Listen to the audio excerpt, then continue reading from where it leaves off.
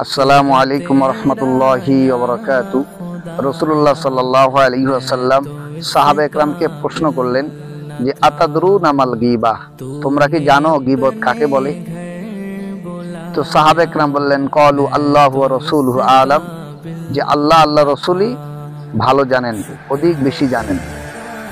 তখন রাসূল বললেন যিকরুকা আখাকা বিমা ইয়াকরাহু কিলা, যে তোমরা তোমার মুসলমান ভাইয়ের এমন আলোচনা করতেছিলে তার পিছনে, তার অগোচরে যদি সে আলোচনা শুনে তো তার দিলে কষ্ট আসে, সে অপছন্দ করে। তো সাহাবা একরাম প্রশ্ন করলেন যে আফারাইতা ইন কানা ফি আখি মা আকুল, আমরা যেই আলোচনা করতেছি, যে দোষ চর্চা করতেছি, সেই দোষটা যদি আমার মুসলমান ভাইয়ের মধ্যে থাকে তাহলে কি সেটা গীবত হবে?